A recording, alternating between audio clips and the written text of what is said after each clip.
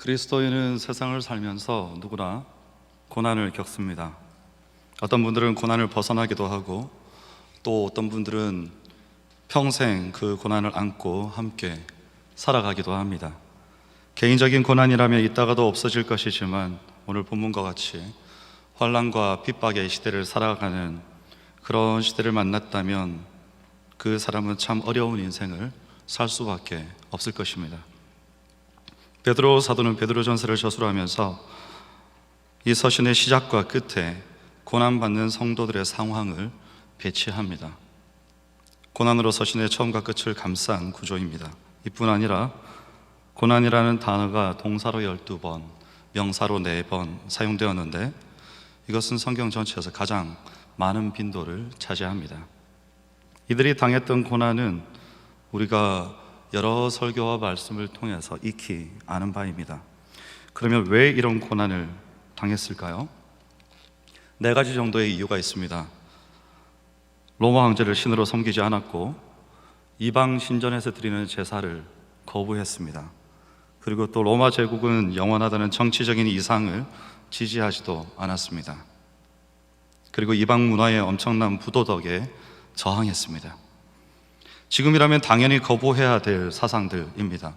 우리가 듣기만 해도 그런 일들은 당연히 하지 않는 것이 마땅합니다 라고 생각할 것들이죠. 하지만 그 반대라는 것이 내 삶의 죽음과 내 인생의 미래와 직결되어 있다면 그 문제는 달라집니다. 베드로전서는 우리에게 이렇게 하나님 나라와 그 나라를 거절하는 사람들, 세상의 충돌을 그대로 보여줍니다.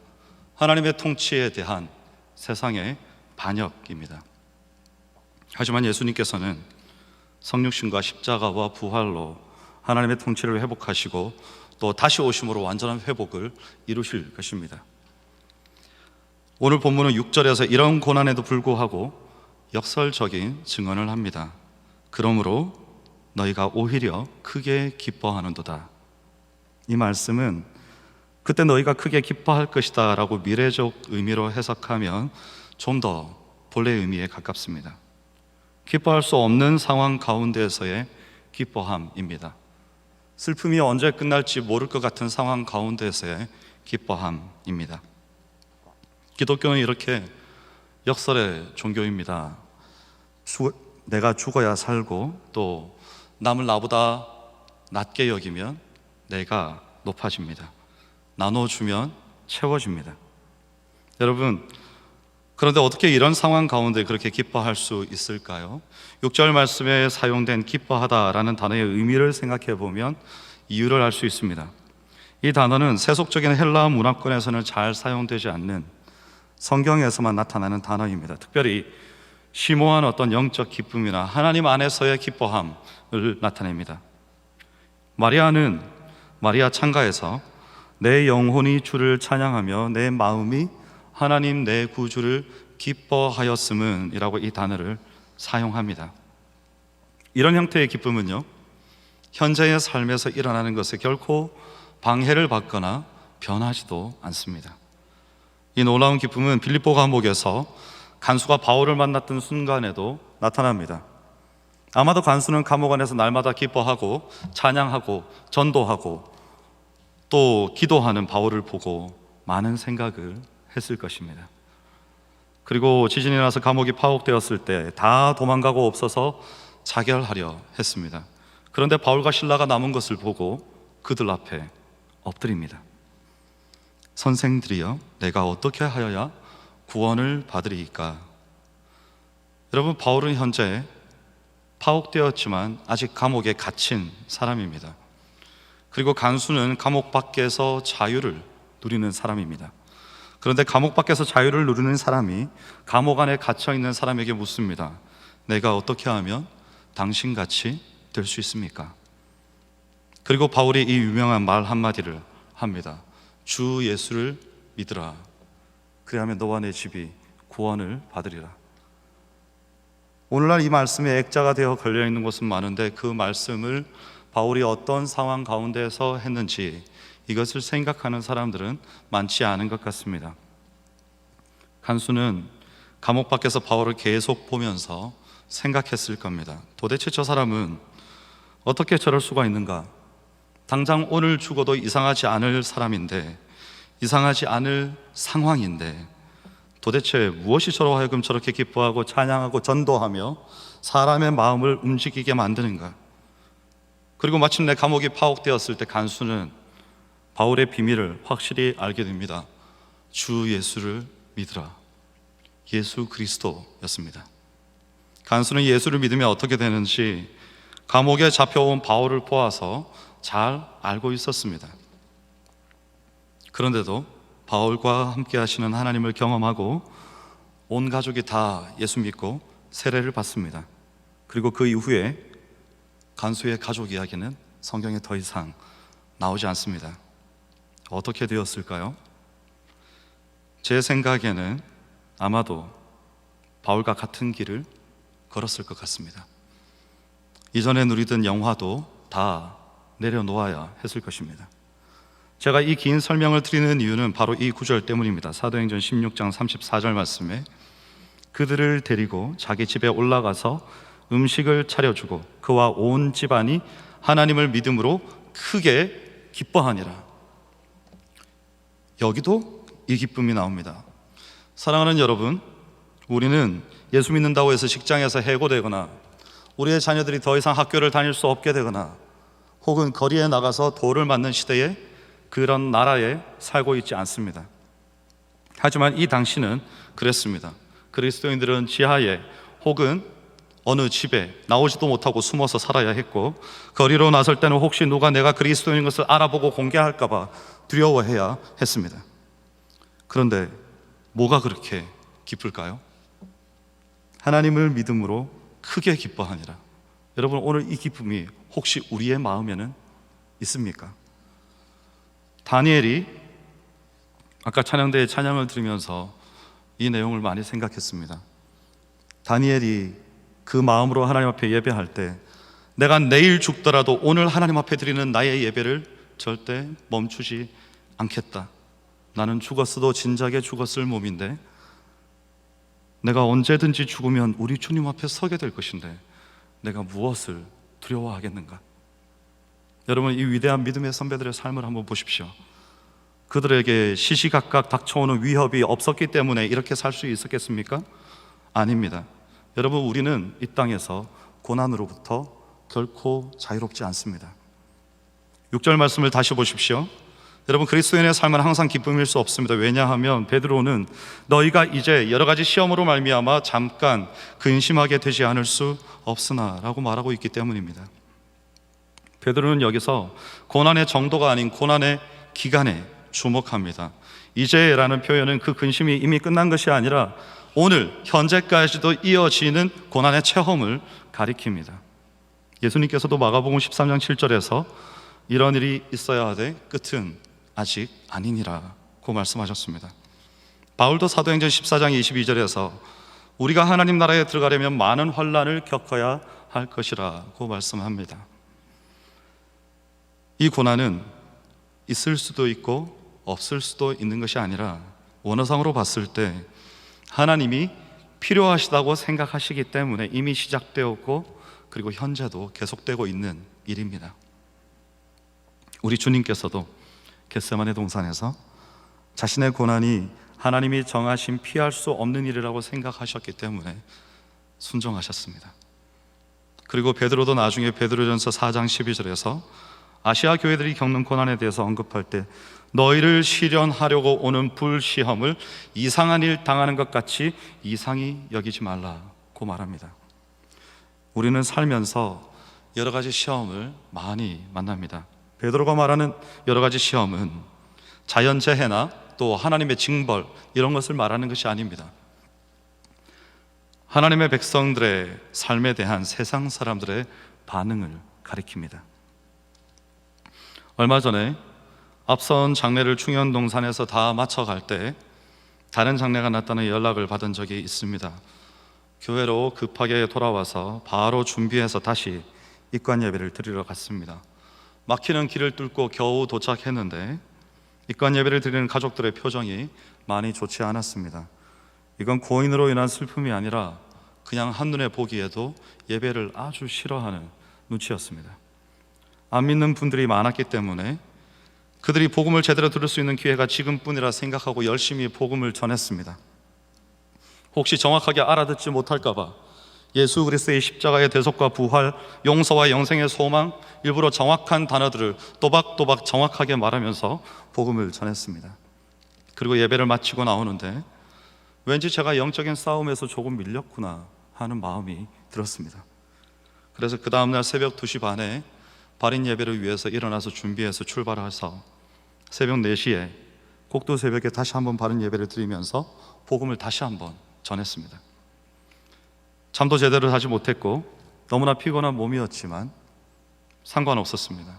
나의 간절한 기대와 소망을 따라 아무 일에든지 부끄러워하지 아니하고 지금도 전과 같이 온전히 담대하여 살든지 죽든지 내 몸에서 그리스도가 존귀하게 되려 하려 하나니 이는 내게 사는 것이 그리스도니 죽는 것도 유익함이라. 고인이 얼마나 간절한 마음으로 자녀들의 믿음을 위해서 기도했을지, 얼마나 간절한 마음으로 복음의 씨앗이 그 가족들에게, 자녀들에게 심겨지기를 위해서 기도했을지 그 마음이 제게 와닿았습니다. 그래서 열심히 복음을 전했습니다. 물론 유가족들은 여전한 표정으로 앉아 있었지만 오늘은 이 말씀이 그들의 마음에 심겨지기를 간절히 기도했습니다. 그리고 먼 거리까지 화장장을 돌아서 돌아오는데 여러 가지 생각이 교차했지만 마음에 계속 되뇌이는 것이 있었습니다. 실망하지 말자, 시험 들지도 말자, 내 수고를 알아달라고 이 일하는 거 아니니까 그들이 예의를 갖춰서 예배 드려주는 것보다 복음이 그 마음에 심겨지는 것이 더 중요하니까 이 자리에 앉아 들어줬으니 복음을 처음부터 끝까지 그들의 평생에 언제 이렇게 들어볼 수가 있을까? 그래서 감사하자. 아마도 제가 가장 최근에 겪은 그리스도인에 대한 세상의 반응인 것 같습니다. 여러분, 혹시 여러분은 어떤 시험 가운데 계십니까? 이런 시험들은 우리 삶의 구석구석에 숨어서 하나님의 은혜로 인한 우리의 마음에 있는 기쁨, 어떤 믿음의 확신, 이런 것들을 끊임없이 무너뜨리려고 하는 복병들입니다. 하지만 오늘 말씀은 우리에게 권면합니다.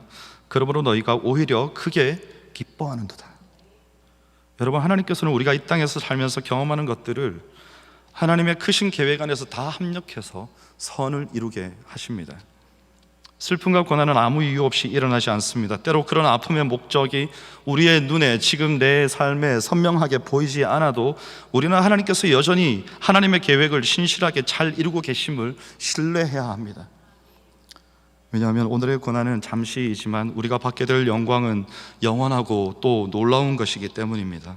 우리는 우리에게 닥쳐오는 시련들을, 오염된 것들을 다 태워버리고 정결한 마음으로 주님을 만날 수 있게 준비시키는 그런 연단으로 받아들여야 합니다.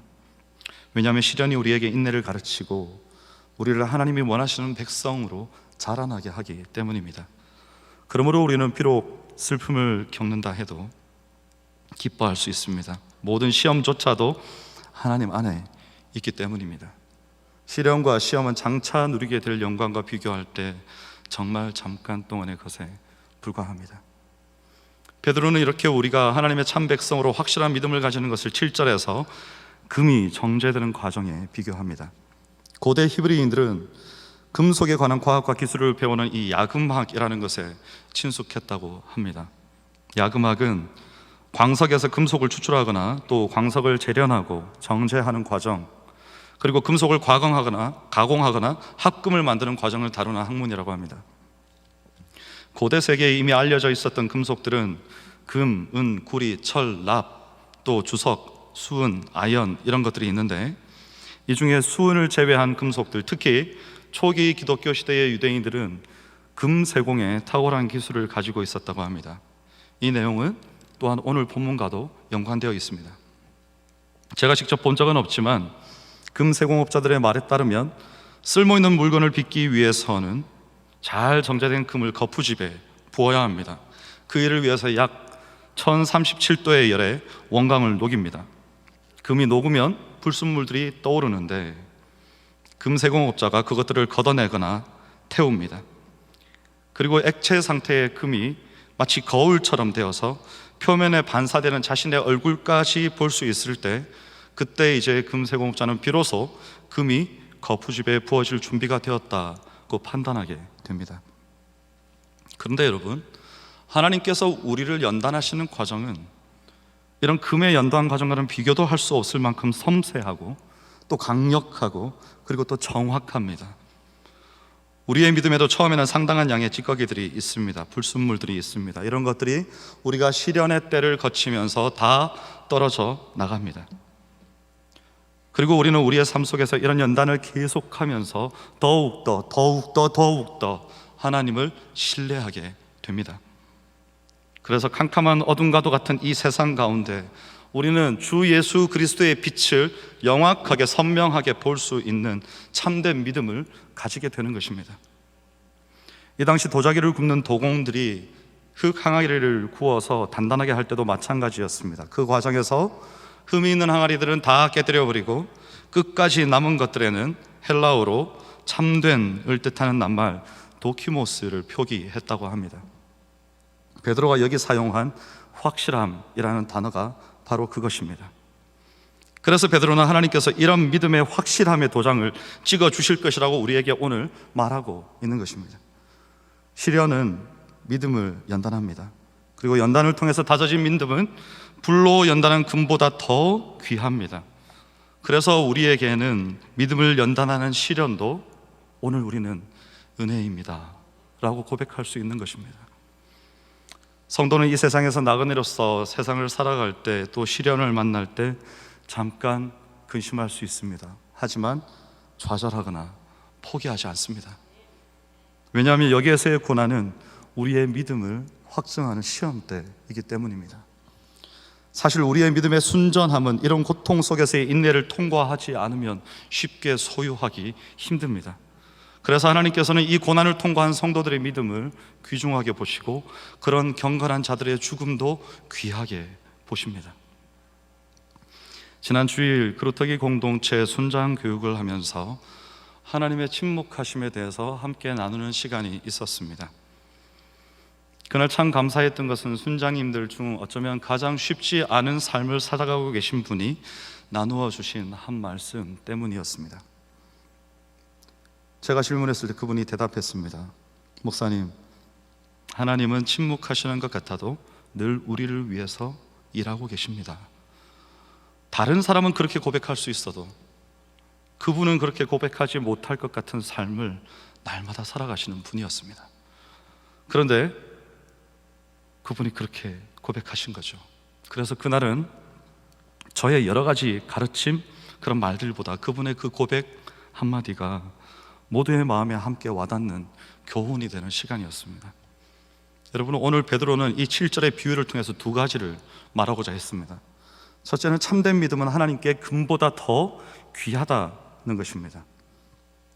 왜냐하면 우리 하나님은 자기 백성으로부터 참된 믿음, 참된 신뢰를 받는 것을 기뻐하시기 때문입니다. 사라질 금처럼 있다가도 없어지는 믿음이 아니라 하나님을 확실히 믿는 사람을 하나님께서도 인정하시는 것입니다. 두 번째는 그럼에도 불구하고 금은 불로 연단을 받는다는 점에서 참된 믿음과 공통점이 있습니다. 연단을 받는다는 것은 조롱과 모욕, 그리고 핍박 혹은 죽음에 직면하면서도 우리의 믿음을 지키는 것입니다. 이럴 때 우리는 그 사람의 믿음의 참된 가치를 보게 됩니다. 어려움과 고난의 불이 우리 마음에 있는 믿음의 진정성을 드러내는 것입니다. 현대 실용주의 철학의 선구자라 불리는 찰스 샌더스 퍼스라는 사람이 있습니다.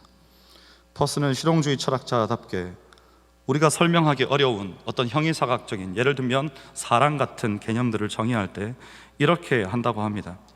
모든 형이상학적인 개념의 정의는 그것이 나타나는 결과로서이다. 그러니까 퍼스의 말대로 믿음을 정의하자면, 믿음의 참된 정의는 그것이 나타나는 결과를 보았을 때 우리는 그 사람의 그 믿음이 참된 것이라는 것을 알 수 있다, 이 말이죠. 저는 이것이 베드로가 사용한 믿음의 확실함을 잘 설명하지 않는가 그렇게 생각합니다. 참으로 확실하고 아름다운 믿음은 불로 연단한 이후에 그것이 진정한 믿음이라는 것을 알게 된다는 말이지요. 나이든지 혹은 다른 사람들이 볼 때 말입니다. 세상 사람들이 바로 이 철학자와 같이 이런 시선으로 오늘 그리스도인, 오늘날의 우리 교회를 바라보고 있습니다. 근데 여러분, 우리는 그들과 우리의 말로, 우리의 입으로 논쟁하면 안 됩니다. 다만 이 시련의 시간들이 다 지난 다음에 우리는 반드시 보여줘야 됩니다. 우리의 믿음이 얼마나 확실한 것인지, 우리의 믿음에 주께서 찍어주신 도장이 얼마나 선명한 것인지 그들에게 우리의 삶을 통해서 보여줄 수 있어야 되는 거죠. 그런데 우리가 오늘을 이렇게 살아갈 수 있는 힘이 되는 것은 아주 중요한 한 가지가 더 있는데, 그것은 바로 마지막 날 우리의 참된 믿음에 칭찬과 영광과 존귀의 면류관을 씌워주시는 분이 하나님이시다는 것입니다. 이런 것들은 여러분, 칭찬과 영광과 존귀, 혹시 이런 것을 한번 받아보신 적이 있습니까?